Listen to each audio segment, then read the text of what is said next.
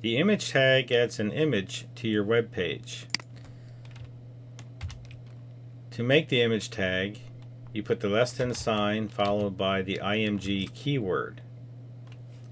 Then you put a space, and now you have to put the source attribute src equals, then in quotation marks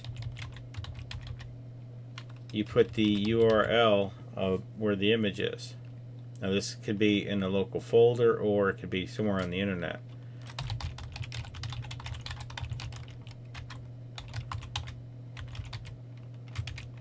Okay, so when I render that, you see this UFO. Now, that's really big. I don't want it that big. So we have to specify the dimensions. You should always specify the dimensions of an image using the width and height attributes. Now, since I'm running out of room on this text editor, I'm just going to go down here. It's okay because HTML doesn't care if you're on the same line or a different line.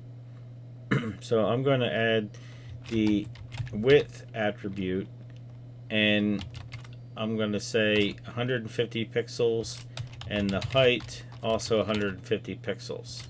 Now when I render this, you're going to see it's going to distort it. Okay, that's because most images aren't perfectly square, they're rectangles.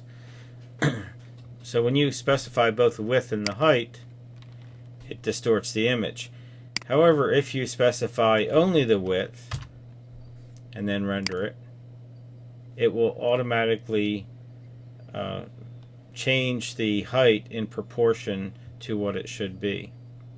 I can also change the height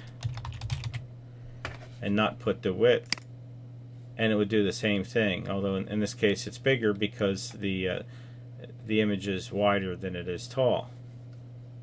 So I'm going to change this back again to width. Okay, another attribute that you can put in there is the alt attribute, and I'm going to put an equal sign, and then in quotation marks I'm going to put some text describing the image. It could be one small thing like UFO, or it could be a whole string or whole sentence of characters. So what that does, let me go ahead and render this. You won't see it do anything with the alt attribute unless for some reason the image doesn't show up. So let me alter this and put an image that doesn't exist. When I render it, see, it puts UFO there. So if something happens on your web page, there's supposed to be an image of a UFO there, but it's just not showing up. So let me put that back. Okay, render it. Okay, and one of the most common issues that people have, one of the most common mistakes that people make when creating the image tag is instead of writing src, they write scr.